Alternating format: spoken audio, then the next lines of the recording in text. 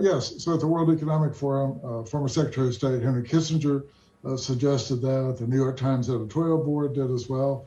And in Europe, of course, Prime Minister Macron and President Draghi in Italy have also suggested that. But that's not likely to be something that Ukraine will want to do anytime soon. And there's very strong support in the West for helping Ukraine fight against Russia, because this has become a proxy war. It's not just Russian war against Ukraine, it's really a Russian war against the West. So I don't expect that we will see any foot dragging of any considerable extent. For example, France and Italy are not going to break consensus in the European Union on sanctions against Russia.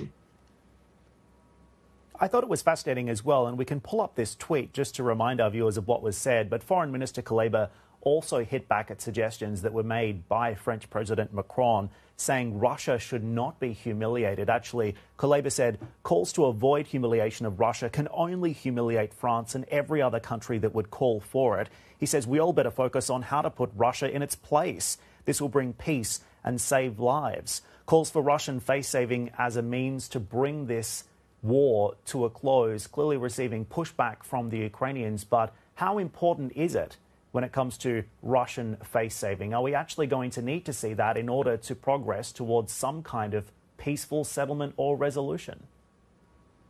No, it will not be necessary to save face. And that has not been a predominant feature of past crises. For example, Stalin abandoned the Berlin airlift in 1948-49 after the Allies kept up an aerial airlift to West Berlin without any face-saving solution.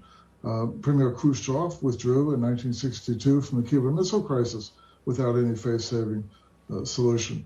The Soviets in the late 1980s withdrew from Afghanistan without any face-saving solution.